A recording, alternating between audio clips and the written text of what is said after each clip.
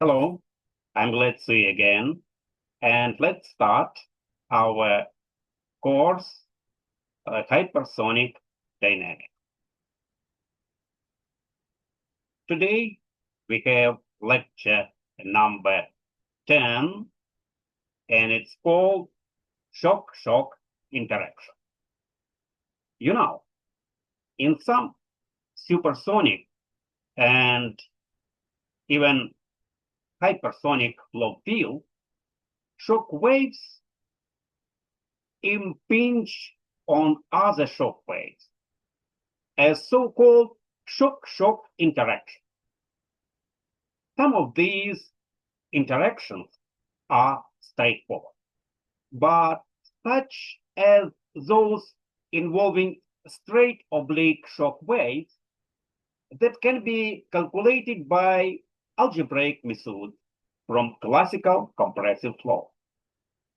And others are more complex and involving a mixture of straight and curved shock waves, which producing mixed subsonic and supersonic flows that must be calculated using time marching numerical methods. But in all cases, the interaction pattern is driven by inviscid flow phenomena. Such shock-shock interactions, therefore, are appropriate for discussion in today's lecture. By using numerical solution of hypersonic inviscid flow. So there is a very practical reason for this discussion. Some hypersonic flight vehicles are plagued with shock-shock interaction that, if not properly taken into account, can destroy parts of the vehicle. Consider, for example, the hypersonic flow over the X-43 shown in 3 view in this slide. The oblique shock wave created at the nose propagates downstream underneath the vehicle and can impinge on the leading edge of the cover of the scramjet engine. A generic illustration of this shock pattern is given in this figure. Here you see the shock wave from the nose is labeled the inlet ball shock because it is designed to impinge on the inlet cover of the engine for efficient containment of the flow that enters the engine. The inlet cover has a blunt leading edge to reduce aerodynamic heating, and therefore a detached curved shock wave exists just upstream of the cover leading edge, similar to the blunt body flows discussed in the last 2 lectures. The shock from the nose of the vehicle does not impinge directly on the surface of the cover, but rather on the cover shock wave, setting up a rather complex shock-shock interaction that can change the nature of both shocks and the surrounding flow field. One possibility is cached in the inset in this slide, which illustrates a type 4 shock-shock interaction. The type 4 interaction is particularly interesting and important because it results in a supersonic jet that impinge on the engine cover, as shown in the following slide, creating, by the way, large peaks in pressure and heat transfer on the cover that can do damage. Designers of hypersonic air-breathing vehicles, therefore, are particularly concerned about the type 4 interaction that can occur. It did Edney, one of the researchers, has identified 6 types of shock-shock interaction. At the middle right of this slide, there is a picture of a blunt body with a curved wave shock labeled BS. The sonic points on the body are identified by SP. No shock-shock interaction is illustrated in this blunt body picture. However, if an impinging shock IF, also shown at the middle right of the slide, interact the ball shock wave, the flow field will change. The resulting shock-shock interaction pattern depends on where the impinging shock strikes the curved ball shock wave. The ball shock is divided into 6 sectors labeled from 1 to 4. If the impinging shock strikes the ball shock in sector 1, the resulting shock-shock interaction is called a type 1 interaction. If the impinging shock strikes the ball shock in sector 4, the resulting interaction is called the type 4 interaction, and so forth. Nice. Qualitative sketches of the 6 different interaction patterns are arrived around the periphery of the slide, starting with the type 1 interaction at the bottom and progressing clockwise to the type 6 interaction at the top. Consider the sketch for the type 1 interaction shown at the bottom of this slide here. This is the straightforward interaction of 2 straight oblique shocks of opposite families discussed in most compressible flow tests. The left running shock IS, as you can see here, intersect the right running shock BS, resulting in 2 transmitted shocks and slip line trailing downstream from the intersection point. The strength and angles of the transmitted shocks and the direction of the slip line can be calculated by standard algebraic method. The flow is locally supersonic everywhere in the pattern. Consider the sketch for the type 2 interaction shown in this slide. Here, the shock IS is impinges on the ball shock BS at the location just downstream of the sonic point behind the shock BS. The curved wave shock is stronger at this location. The local flow Mach number is lower, and the simple type 1 pattern cannot appear because the flow deflection angles exceed the maximum allowable by straight oblique shock theory. Instead, the 2 intersecting shock waves are connected by a nearly normal shock, essentially a Mach reflection, and an embedded core of subsonic flow trails downstream from the interaction region. And as a result, the type 2 shock-shock interaction pattern is a mixed subsonic supersonic flow field that must be calculated by a time-matching numerical technique. Continuing clockwise around the periphery of this slide, the type 3 interaction occurs when the shock IS impinges on the ball shock BS at the location just upstream of the sonic point behind the shock BS. That is where the flow behind shock BS is locally subsonic, albeit at a fairly high subsonic Mach number. A slip line trails downstream from the intersection point and impinges on the body. This slip line separates the locally subsonic flow above it from the locally supersonic flow behind it.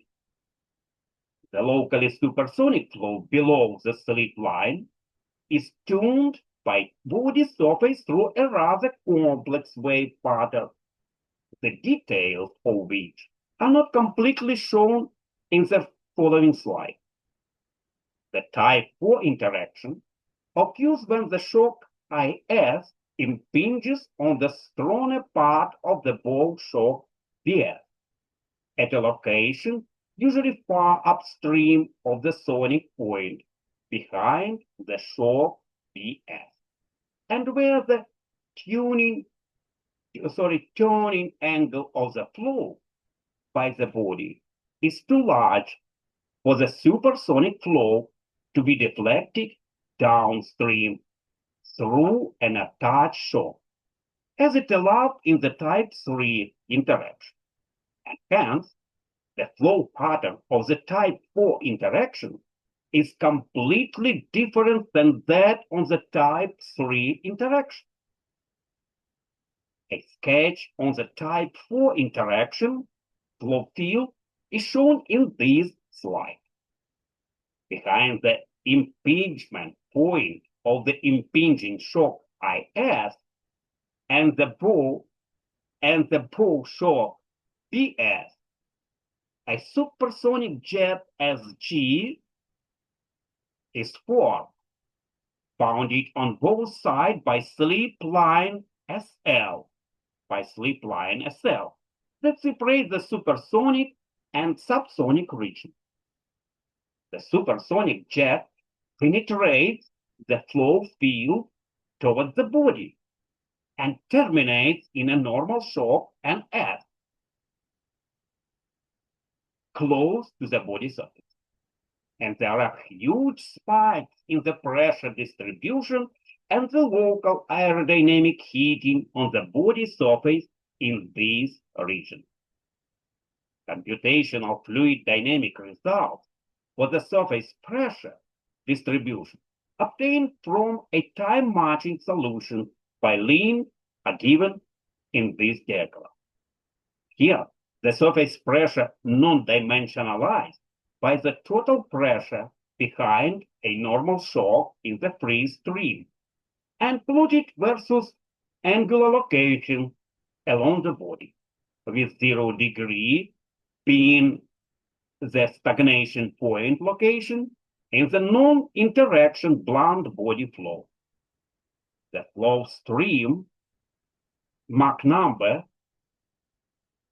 here and the wave angle of the impinging shock relative to the free stream is 19 degrees. Results are shown for 3 slightly different impinging shock locations theta S, whereas is a polar angular measured counterclockwise from the horizontal center line in a following slide here, and stretching to the right. For example, the symmetry point of the non-interaction blow shock would be a theta S 180 degrees. For the case if theta S equals 176.5 degrees, in this case, the shock IS impinges the ball shock BS slightly above the non-interacting symmetry point, and for the case theta S equals 181.3 and 183.5 degrees, the shock IS impinges the ball shock slightly below the non-interacting symmetry point. But you should know that the large peaks in surface pressure induced by the type 4 supersonic jet impinging on the body surface, because local heat transfer rates are nearly proportional to the pressure. and similar peaks in aerodynamic heating also occur. These pressure and heat transfer peaks make the type 4 shock interaction a serious consideration for hypersonic vehicle design. Unfortunately, for the type of air-breathing hypersonic vehicle shown in this slide and sketched in this slide, where on the design condition calls for the inlet full shock emanating from the vehicle nose to impinge on the engine cover. The type 4 interaction can be a problem. Moreover, the type 4 interaction flow field can be unsteady, with interaction frequencies on the order of 1 to 32 kHz. This unsteadiness by itself requires the calculation of the flow to be time-matching solution. Returning to this slide and continuing clockwise around the periphery, the type 5 shock waves interaction involves the impinging IS and ball shock BC to be on the same family. In this slide, they are both left running shock waves. The impingement point is just downstream of the sonic point behind the ball shock in our BF, and therefore the type 5 interaction is somewhat like the type 2 interaction. In the type 5 interaction, the two intersecting shock waves are connected by a nearly normal shock, essentially a marked reflection as with the type 2 interaction. An embedded core of subsonic flow trails downstream from the intersection region, bounding on one side by a slip line and on the other side by a very thin supersonic jet. So thin that the jet basically serves as another slip line. The type 6 shock interaction, as shown in following slide, involves two intersection left-running shock waves, where the impingement point is far downstream of the sonic point behind the ball shock, analogous to the type 1 interaction. The type 6 shock interacting is the classic picture of two shock waves of the same family intersecting at a point, coalescing into the single transmitted shock and the slip line trailing downstream from the intersecting point. This interaction can be calculated algebraically using classical methods from compressive flow. Now let's start another subtopic of today's lecture: space matching finite difference method. And let's start with additional solution of the Euler equation. You know, this space matching finite different method applies only to flow fields that are totally supersonic or hypersonic. For example, it cannot be used for the mixed subsonic or supersonic flow in the blunt nose region. In this fashion, it is analogous to the method of characteristics. But the analogy ends there, because the finite difference method is usually easier to set up and apply than the characteristic method. This is especially true for three-dimensional flow, and is just as accurate. And for this reason, downstream marching finite difference solutions today have all but supplanted the method of characteristics for solution. In our case of fully supersonic and hypersonic inviscid flow field.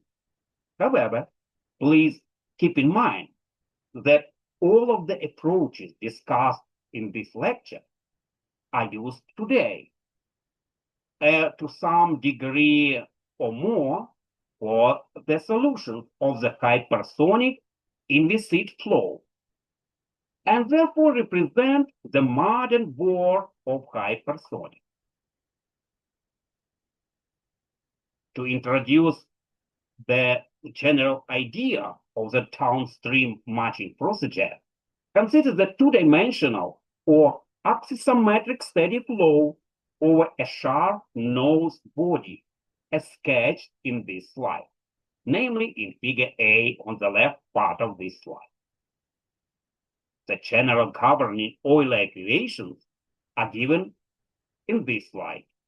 Writing this equation in a form suitable for two-dimensional or axisymmetric steady flow, we have the following three equations: continuity, x and y momentum, where the j is 0 or 1 for two-dimensional or axisymmetric flow, respectively, because the flow field is steady and adiabatic.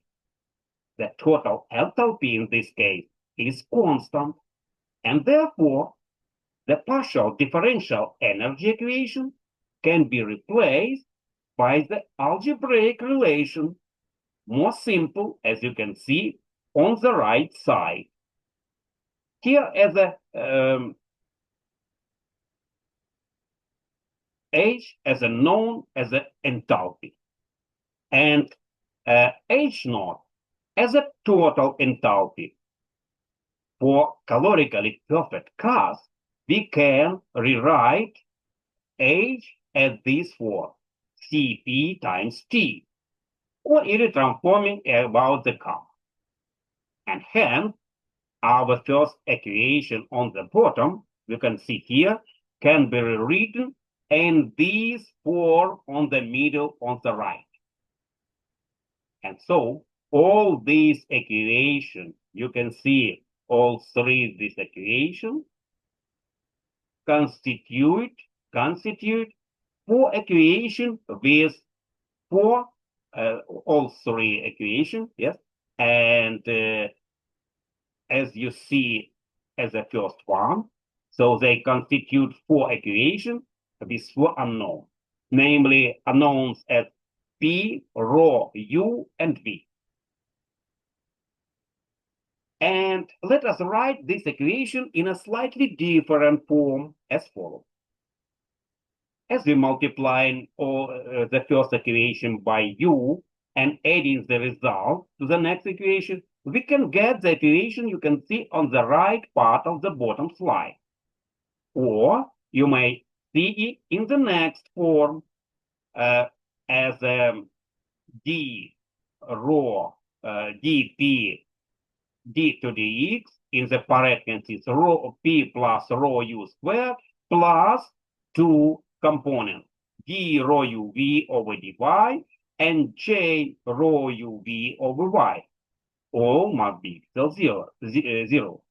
Similarly, multiplying the first equation by U, we adding the result and get the next equation as you can see here on the bottom. Examining new equation closely, we can be written in general form as this: d energy over dx and df over dy plus h must be equal 0. Here, E, F, and H are simply as a column vector you see on the bottom on the right part of the slide.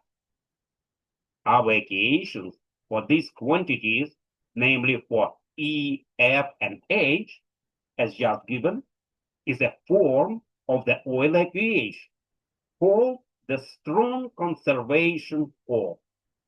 Various classification of the governing equation have uh, have grown out of the computational fluid dynamic literature, especially in recent years.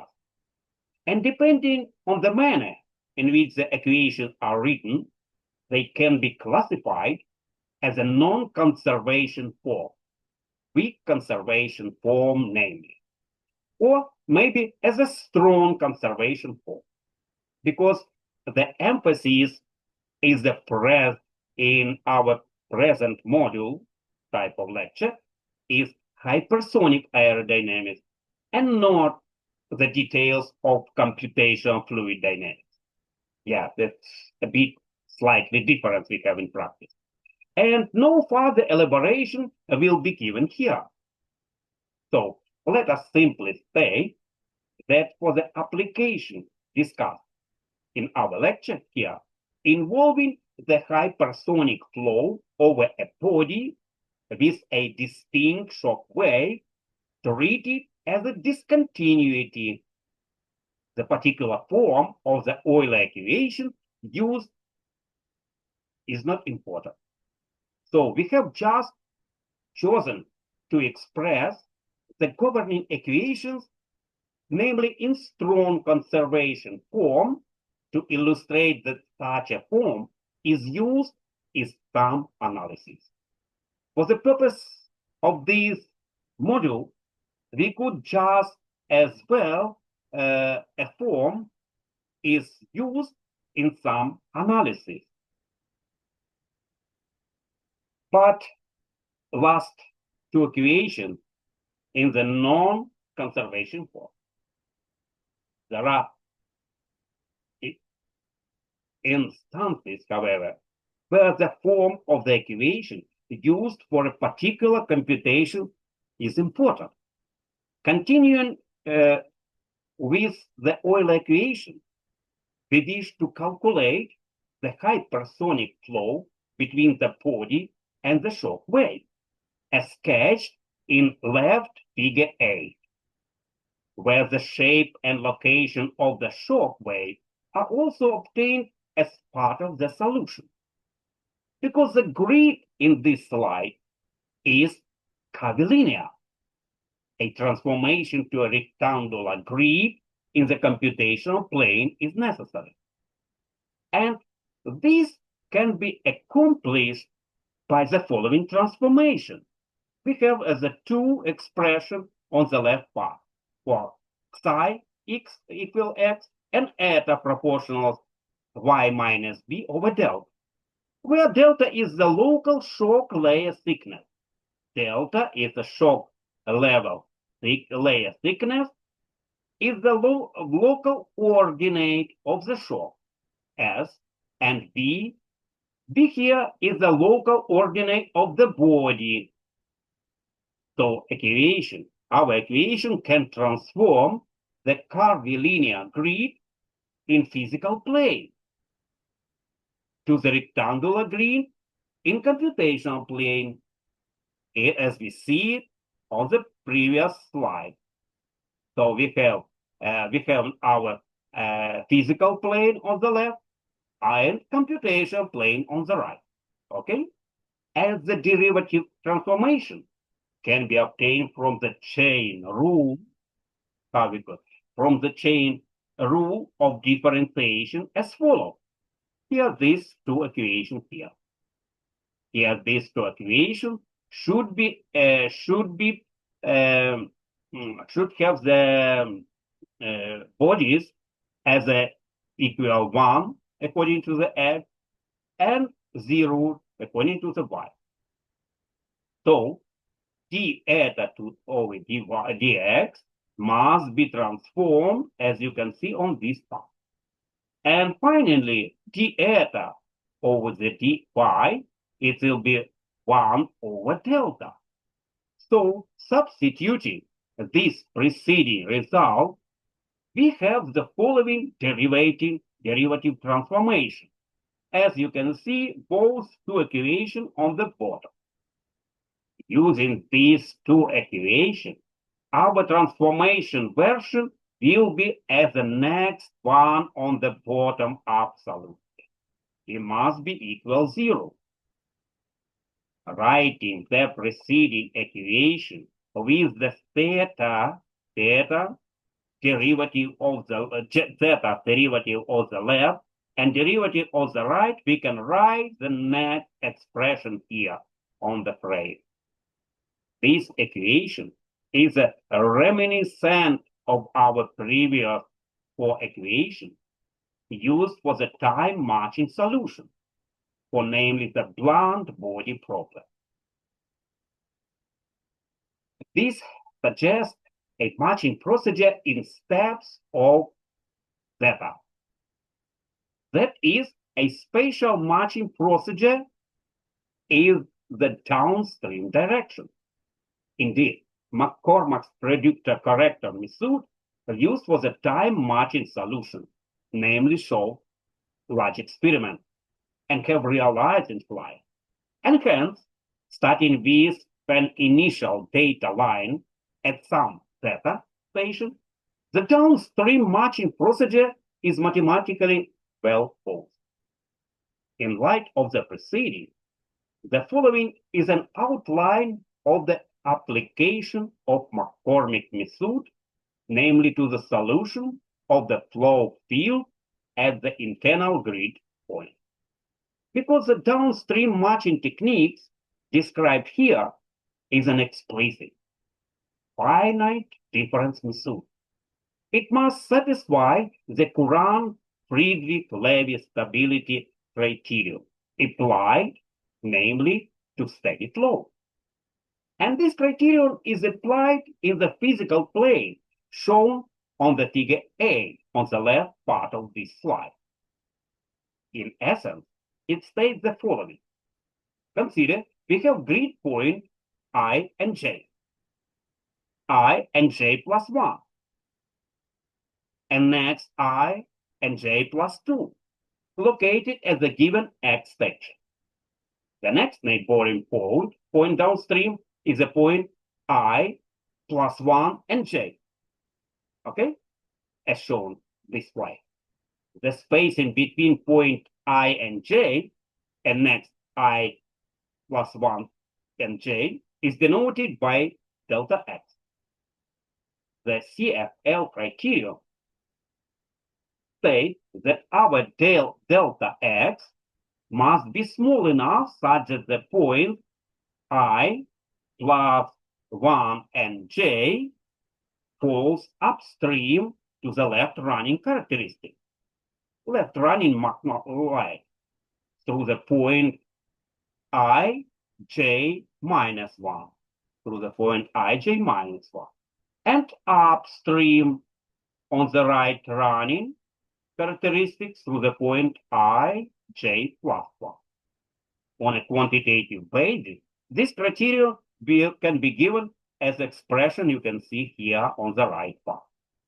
Here the theta and mu are the streamline direction and Mach angle respectively. At any point of I, J minus 1 up to I, J plus 1. Okay? And this completes our description of the downstream matching finite difference method. Some results of this method applied to an axisymmetric 3/4 power law body are shown namely in this slide. In upper figure on the left part, the given body shape, the calculated shock wave shape, and grid in the physical plane are shown for a case at Mach 5, minimum hypersonic flight. Pressure coefficient distribution as a function of the downstream distance x are shown in bottom figure, and namely for Mach 5, 10, and 15. But you should notice that little difference exists between these results. It's another demonstration of the Mach number independence principle. The preceding description of the result are for a two-dimensional or axisymmetric body. I hope you remember that, right? For such application, the method of characteristics and the downstream matching finite difference method are completing techniques. And the choice is up to the user as to which technique is employed. However, the choice most often made today is the finite difference, uh, finite difference approach, caused primarily by its relative simplicity. And this particularly true in the case of three-dimensional flow, where the method of characteristics becomes very tedious, and where the finite difference method is still, relatively speaking, straightforward. Okay? One of the first three-dimensional downstream matching in viscid hypersonic flow calculations was carried by the Cutler. And here, the flow over a space shuttle-like vehicle is calculated at Mach 7.4. This work used by cylindrical coordinate system illustrated in this slide. Here we have the R, psi, and Z are the usual cylindrical coordinates. You found it, all this name, okay? Nomenclature. The axis of the body is taken along the x-axis on the center of this, which is at angle of attack A to a free stream, alpha. Angle of attack alpha for the free stream. The flow field in the initial data plane is obtained from an independent planned body calculation, which today is almost always a time matching calculation. Starting from the initial data plane, the finite difference calculations are matched downstream in the z direction, using the same type of philosophy described earlier in the present model. But I want to remark that in this slide, a transform coordinate S is also displayed, which is defined in a such manner that S equals 0 is the body surface, and S equals 1 is the outer flow boundary of the computation. But note that the outer flow boundary is taken outside the shock wave. The outer flow boundary is in the free stream, and hence the shock wave itself is handled differently than described a bit earlier. For the finite difference calculation, the physical space shown in this slide is transformed to a rectangular box, much in the same spirit as described a bit earlier. For the two-dimensional and axisymmetric case, I hope you remember this. It was several minutes ago, okay? So in this model, the shock was treated as a discontinuity, and only the flow field between the shock and body was calculated, using the oblique shock equation to determine properties behind the shock. Such a philosophy is called shock fitting. In contrast, as you can see in this slide I just returned, the outer boundary of the coordinate system is outside the Bow shock wave. So here, the shock comes naturally out of the finite difference calculation, showing up as a rapid change of flow properties across several grid points. But it is not treated explicitly as a discontinuity, and the oblique shock relation not used. Such a philosophy is called shock capturing. Result from the calculations of Cutler are shown in this slide. And in the next figure, the shock location are shown in both the plan form and side views. The squares are circled retain of the downstream matching calculation. The squares are a second-order accurate calculation using the McCormack technique, and the circles are a related finite difference formulation, but of third-order accuracy. But no, the excellent accuracy between calculation and experiment shown in this slide. Also, on a physical basis, you should note that a shock wave is generated at the nose of the vehicle, and that this bow shock interacts with a second shock wave generated by the canopy, as seen in the side view. Are you agree with me? A slip surface is generated by the interaction of the bow and canopy shock and flows downstream. The computed and experimentally measured slip surfaces agree very, very well. Also note from the plane views that another shock wave is generated by the wing leading edge and interacts with the bow shock wave. Observe that the calculations are not carried farther downstream of the interaction of the bow and wind shock. This is because a pocket of locally subsonic flow was encountered in the interaction region.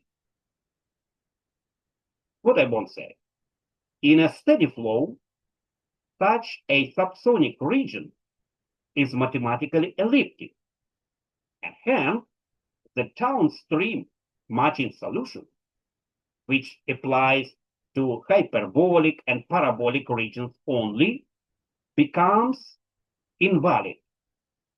It will usually, blow up in the subsonic region. And the only way to overcome this problem is to calculate such subsonic regions by a time matching procedure and resume the downstream matching technique in the region where the flow becomes supersonic again. In most modern downstream matching computer solutions, a provision is made to switch to a time matching solution for those local pockets of subsonic flow. To further illustrate the three-dimensional nature of these calculations.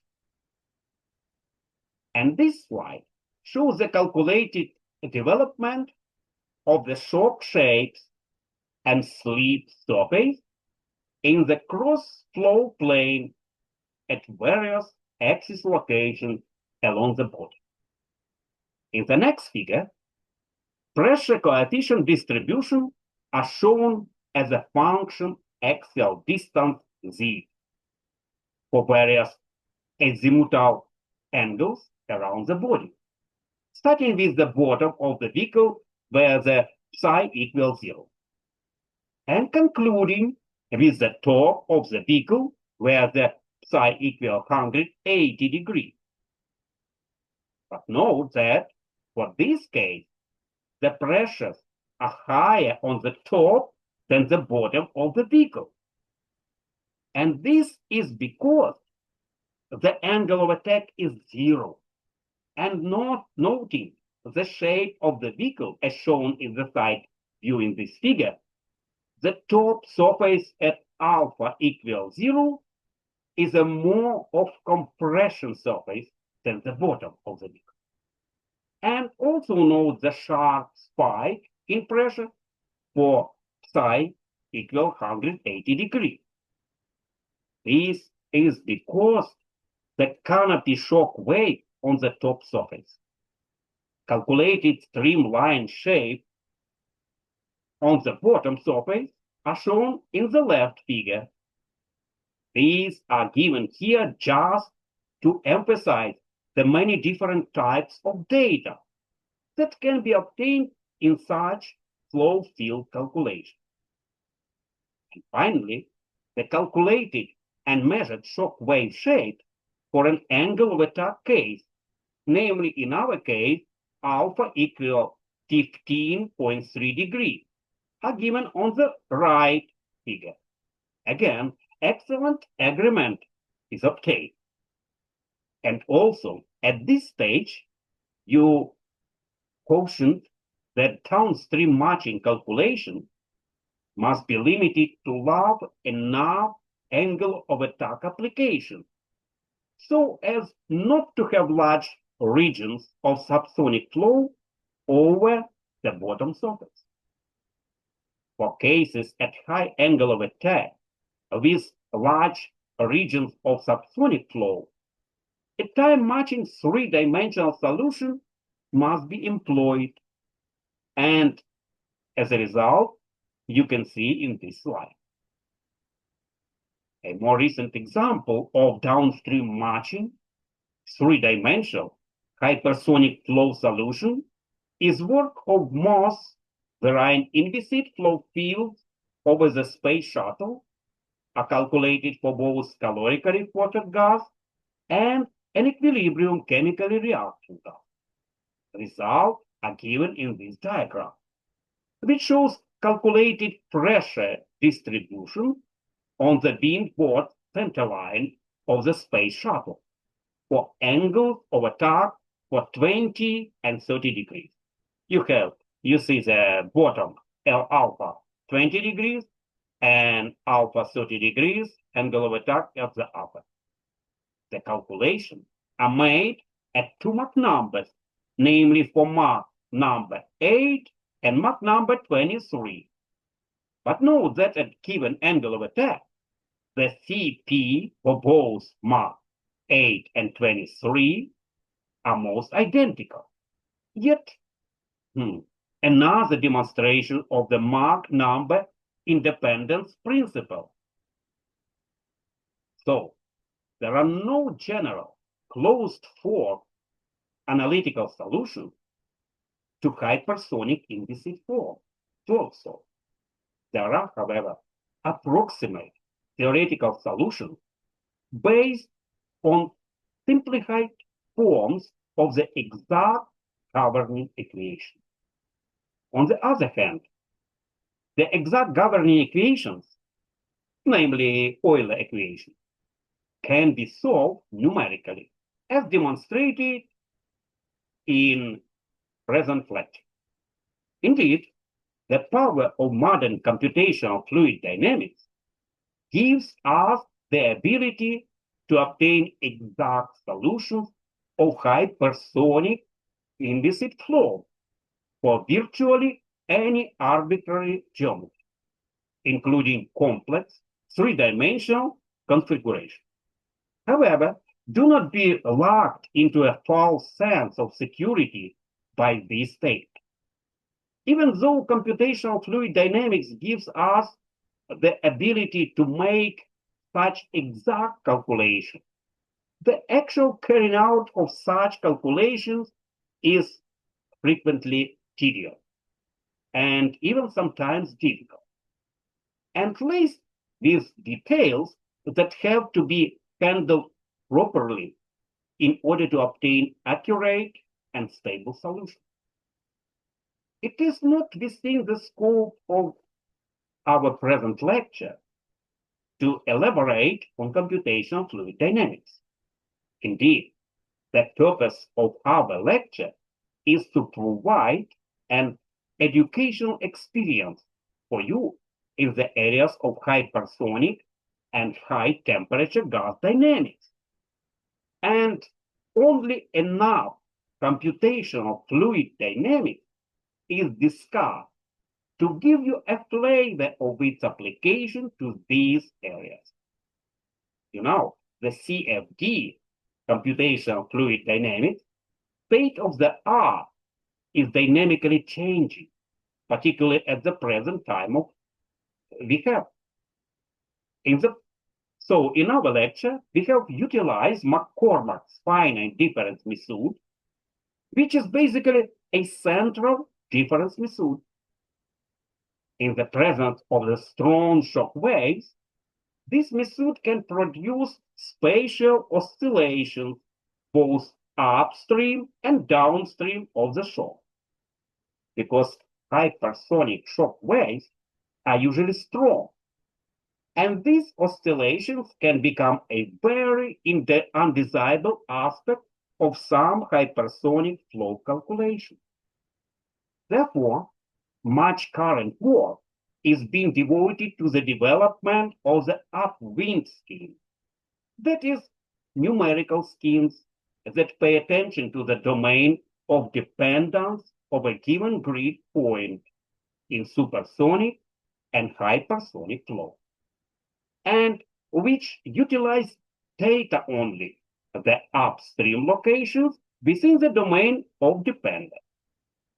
Such upwind schemes have captured shock waves that are crisply defined over only one or almost two grid points, and with little or even absence oscillation.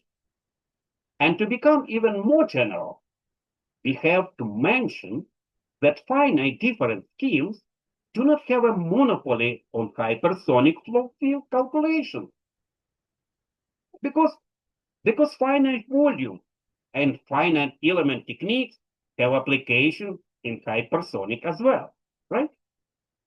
In final perspective, our present lecture makes one important statement: exact solution of the governing equation of hypersonic inviscid flow for general problems, which can be obtained if one is willing to accept the methods of computational fluid dynamics as supplying such solutions.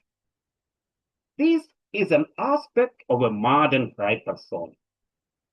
And we have given examples of exact solutions for hypersonic inviscid flows from the method of characteristics, or so-called classical method, and second, a time-marching finite difference method.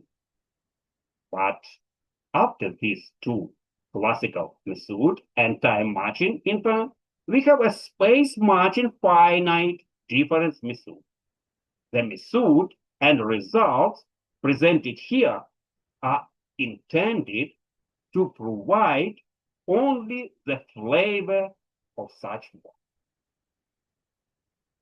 Now, let's make some summary and comment. All of this brings us to an end our discussion of inviscid hypersonic flow, wherein the purely fluid mechanics effect of high Mach number was illustrated.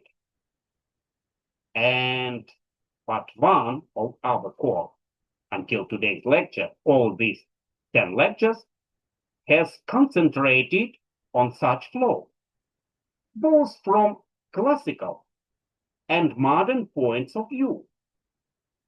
In the modern hypersonic aerodynamics of today, it is still useful to be aware of the classical theory and engineering approaches described in our earlier lectures of our part one of this 10th lecture.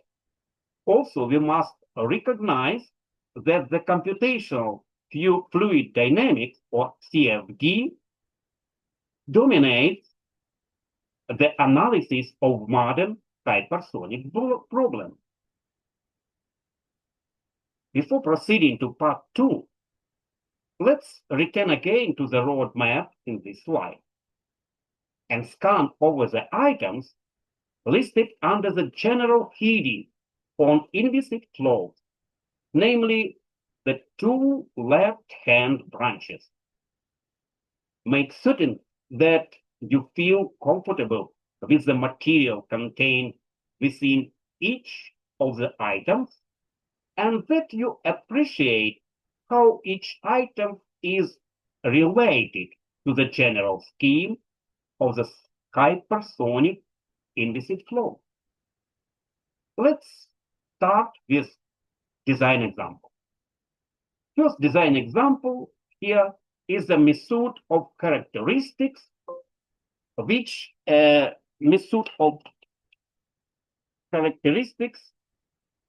is alive and well in modern hypersonic vehicle design, based on the method of characteristics. One of the researcher, Fred Billing, developed a method of tracing streamlines in a flow field, and along with Ajay Kothari, applied it to the design of the hypersonic vehicle. Based on this technique, Kothari discussed a novel inlet design for air-breathing scramjet-powered hypersonic vehicles that used now in inward tuning geometry. In inward tuning inlet is compared to the more common two-dimensional inlet, as you can see in this slide. Also, still in the research stage at the time of presenting, the inward tuning inlet offers some performance gain that are bringing it some attention with the hypersonic design community. As noted by Diesel, the inward tuning inlet offers the following advantages over a two-dimensional inlet. This is 4 advantages. First, it has less wetted area in the high heating region at the end of the inlet through the combustor and the entrance to the nozzle. This can result in about a 35% reduction in the amount of active cooling required and even overall 50% reduction in heat transfer. Second, it has a single combustor flow path, which reduces the complexity and the amount of actuators and seal compared to the 6 to 8 combustor flow paths of the two-dimensional engine. Third, the reduced cooling loads and combustor provisions result in lighter engine and thermal protection weights. And fourth, the reduced viscous losses and smaller cooling requirements result in a higher engine-specific impulse, enabling the inward tuning vehicle to accelerate to a higher Mach number before scramjet turns off.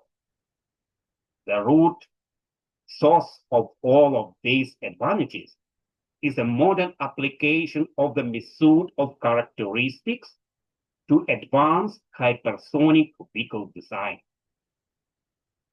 And our module here deals in part with time matching and downstream matching numerical solutions of hypersonic inviscid flow using computational fluid dynamic methods. The practical output of these solutions for hypersonic vehicle design is the surface pressure distributions and the resulting lift and wave draft. Also, such inviscid solutions are used to set the flow conditions at the outer edge of the boundary layer for boundary layer calculations of surface shear stress and aerodynamic heating distribution.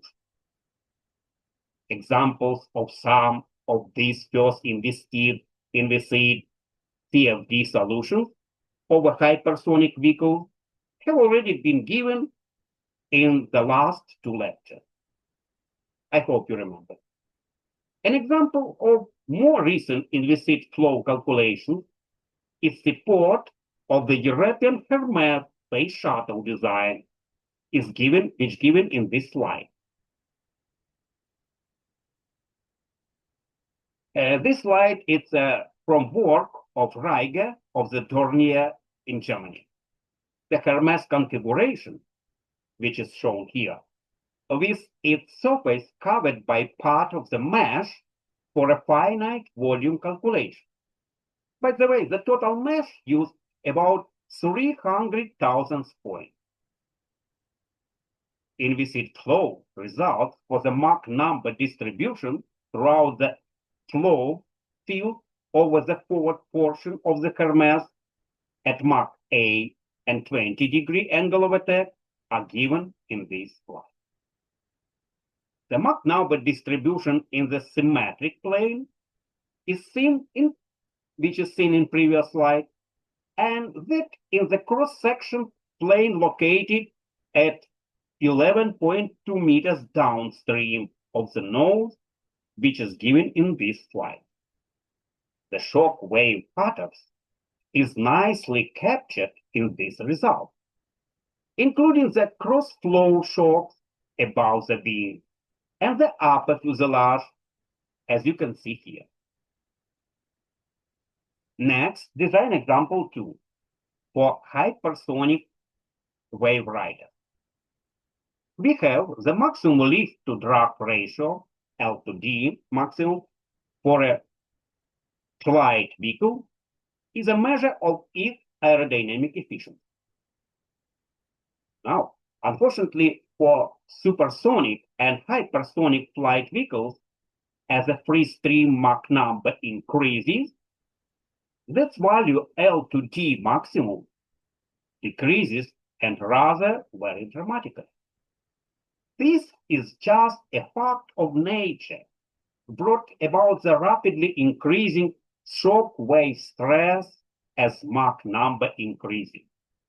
This you may see even from lecture number 2, which with consequent large increases in the wave drag. I hope you understand. Return to this old figure and note that variation of L to D, you can see this line L to D, with the angle of attack for a hypersonic flat plane is calculated from Newtonian theory. And the result, as you can see here, assume an inviscid flow, and as a consequence, L to D theoretical ratio theoretically approaches infinitely as the angle of attack approaches 0. So, the Newtonian variation of L to D for a flat plate is repeated in this slide and is labeled as the inviscid flat plate result given by cotangents of alpha. Cotangents of alpha.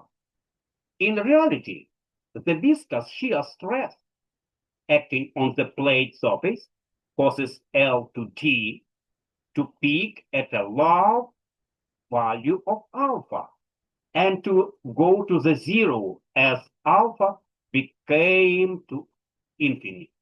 So low is the maximum.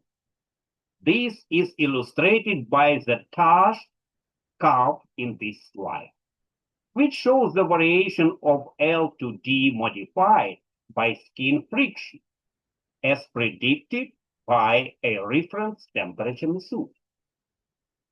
The skin friction calculation is, as you remember, is for laminar flow at Mach 10 and alpha Reynolds number of 3 times 10 in power 6. But you should note here that L to D maximum for the flat plate is about 6.5. By comparison, L to D maximum for a Boeing 707 at normal cruising condition near Mach 1 is about 20. Compare 6.5 and 20. So L to D maximum for a hypersonic flat plate, as shown in this slide, is a low value, reflecting the characteristically low lift-to-drag ratio generated by hypersonic vehicles. And the infinitely thin flat plate is the most efficient lifting surface aerodynamically compared to other hypersonic shapes with finer thick. So we make the conclusion. The L to D value of vehicles at hypersonic Mach number are low.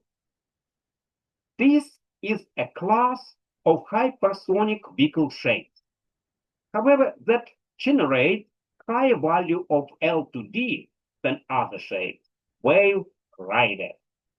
A wave rider is a supersonic or hypersonic vehicle that has an attached shock wave all along its leading edge, as sketched in figure A on the left part of this slide. Because of this, the vehicle appears to be riding on top of its shock wave, and hence the term wave rider. This is in contrast to a more conventional hypothesis, hypersonic vehicle, where the shock wave is usually detached from the leading edge, as sketched in the right part in figure B. The aerodynamic advantage of the wave riders in the left figure is that the high pressure behind the shock wave under the vehicle does not leak around the leading edge to the top surface. The flow field over the bottom surface is contained, and the high pressure is preserved, therefore generating more lift on the vehicle. In contrast, for the vehicle shown on the right side, there is communication between the flows over the bottom and top surface. The pressure tends to leak around the leading edge, and the general integrated pressure level on the bottom surface is reduced, resulting in less lift. Because of this, the generic vehicle on the right part must fly at a larger angle of attack to produce the same lift as a wave rider. Okay? And this is illustrated in this slide. Result, you can see here, where the lift curves of L versus alpha are sketched for the two vehicles, as you can see in this slide. You should notice that the lift curve for the wave rider is considerably higher because of the pressure containment as compared to the generic vehicle. At the same lift, points 1A and Y1B in this figure represent the wave rider and generic vehicles respectively. Wave rider and generic. Also shown in this slide are typical variation of L to D versus alpha, which for slender hypersonic vehicles are not too different for the shapes, as you may find in figures left and right. Also the lift of the wave rider at a given angle of attack is increased by the pressure containment on the bottom surface. So if the wave drops, and hence L to D ratio at a given angle of attack for the wave rider is better, but not greatly so than the for generic vehicle on the right. However, you should notice that because the wave rider generates the same lift at a smaller alpha, I mean at the point A, 1A in this slide, and the L to D for the wave rider is considerably higher as you compare it with point 1AA for the generic shape. And if exactly for generic shape, we have 1 pb. So therefore, for sustained hypersonic cruising flight in the atmosphere, the wave rider configuration has a definite advantage. So now imagine next question. How do you design a vehicle shape such that the shock wave is attached all along its leading edge? That is, how do you design a wave rider? And one answer is as follows. Consider the simple flow field generated by a patch in a supersonic or hypersonic free stream. Imagine that the top surface of the patch is parallel to the free stream, and hence the only wave in the flow is the planar shock wave propagating below the patch, as sketched at the top of this slide.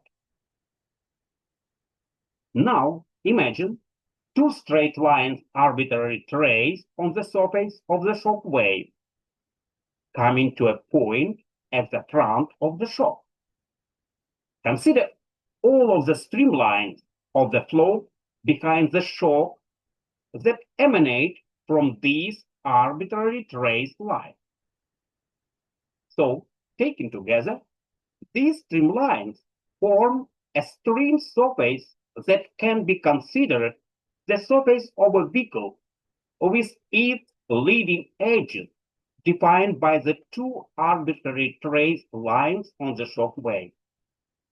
Because the flow field behind a planar shock wave is uniform with parallel streamlines, and these stream surfaces are flat surfaces that trace out a vehicle shape with a curved cross-section, as shown in this slide, named after the curved dictionary symbol of the same name. If you now mentally strip away the imaginary generating flow field shown at the top of this slide, you have the curved shaped vehicle shown at the bottom. Concentrating on the vehicle shape on both parts, the planar surface of the bottom of the vehicle are stream surfaces that exist behind a planar oblique shock wave. Stream surfaces that are generated by streamlines that begin on the shock surface itself. And hence, the shock wave is, by definition, attached to the leading edge of the vehicle, and this planar attached shock is shown stretching between the two straight leading edges of the vehicle sketched at the bottom part of the slide. By definition, therefore, this vehicle is a wave rider, but caution, the wave rider is in principle a point-designed vehicle. The generating oblique shock sketch at the top of this slide pertains to a given free stream Mach number m in invested and a given flow deflection angle of the imaginary patch that generates the oblique shock. But nevertheless, if you construct the vehicle shape shown at the bottom part of this slide, is the same as that of the imaginary generating wedge, then naturally will make certain that the shock wave is attached all along the vehicle leading edge. That is, the vehicle will be, in our case, wave rider. Note that in this slide, we have oriented the imaginary generating patch such that its top surface is parallel to the free stream. And hence, there is no wave over the top surface on the wedge. And consequently, the top surfaces of the resulting current wave rider shown at the bottom of this slide are aligned with the free stream, and there is no wave above the wave rider.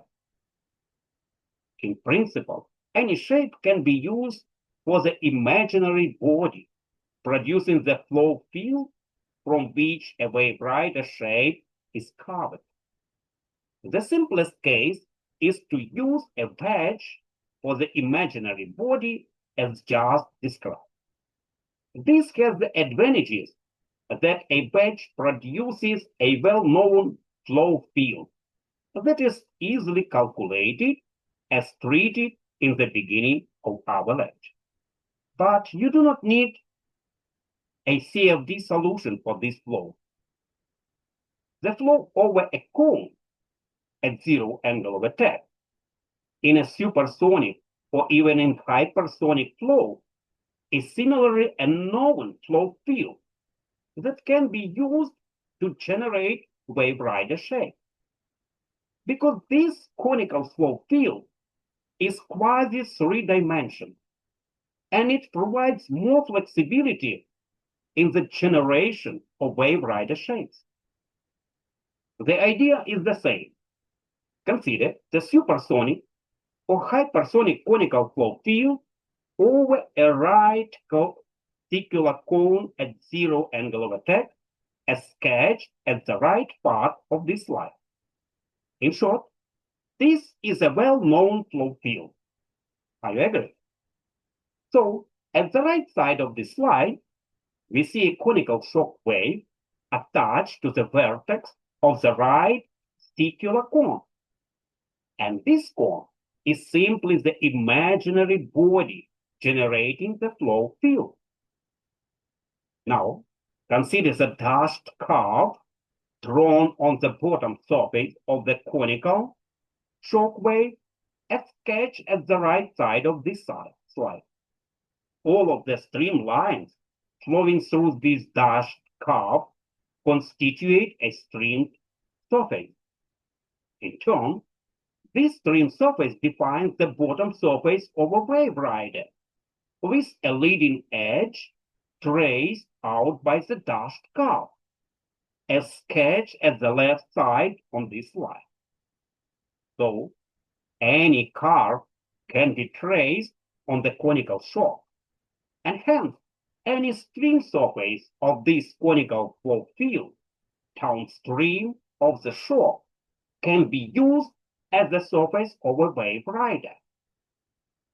So doing, the shock wave will be attached all along the leading edge of the wave rider, and will, of course, be a segment of the conical shock wave shown at this slide. The wave rider concept was first introduced by Nickolay in 1959, who generated carpet-shaped wave riders from the two-dimensional flow field behind a planar oblique shock wave generated by a wedge, as described earlier. Nickolay was interested in such wave riders as lifting atmospheric entry body. Consistent with his use of analytical solution of the wave rider's flow, optimize the wave rider shapes utilizing the inviscid properties of the flow. In the work just described, the wave rider configurations were designed and sometimes optimized on the basis on inviscid flow field, not including the effect of skin friction drag. In turn, the drag predicted by such inviscid analysis was simply wave drag, and the resulting values of the inviscid L to D looked promising. However, the wave riders tend to have larger, wetted surface areas, and the skin friction drag always added to the wave rider's aerodynamics after the fall, tended to greatly decrease the predicted implicit lift-to-drag ratio. This made the wave rider a less interesting prospect and led to a periodic lack of interest. Indeed, outright skepticism to researchers and vehicle designers in the wave rider as a variable hypersonic configuration. Beginning in 1987, the University of Maryland in USA took a different tack. New families of wave riders were generated wherein the skin friction drag was included within an optimization routine to calculate wave riders with maximum L to D.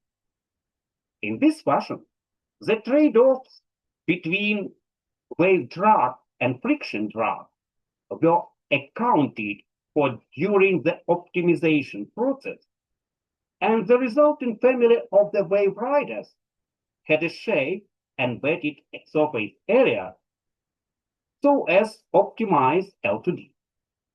And this family of wave riders is called viscous optimized hypersonic wave riders.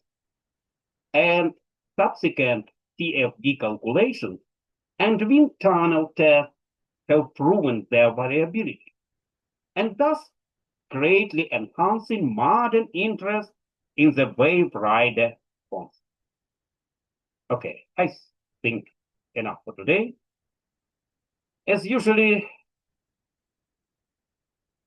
I hope you enjoyed this lecture, and I'm looking forward to seeing you next time to continue study our favorite course. Bye.